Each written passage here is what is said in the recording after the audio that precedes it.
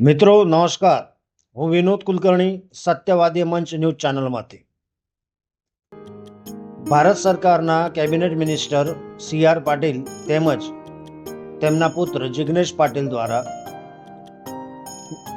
લડ્ડુ ગોપાળ ગૌશાળાને પુનગનૂર પ્રજાતિની 2 ગૌ માતાનું દાન આપવામાં આવ્યું હતું, જેનો કાર્યક્રમ ગતરોજ યોજાયો હતો. લડ્ડુ ગોપાલ ગૌશાળાના પ્રાંગણમાં આ શ્રી કૃષ્ણાર્પણ વિધિ એટલે ગૌ માતાનું દાન કરવામાં આવ્યું હતું. આ કાર્યક્રમમાં પાટીલ સાહેબના માતુશ્રી, ધર્મપત્ની તેમજ સંપૂર્ણ પરિવાર હાજર રહ્યો હતો. સાથે સાથે વિવિધ રાજકીય આગેવાનો પણ હાજર રહ્યા હતા.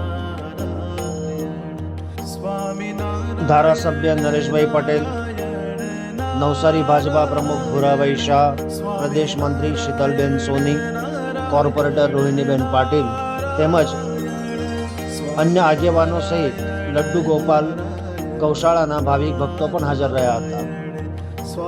સાથે સાથે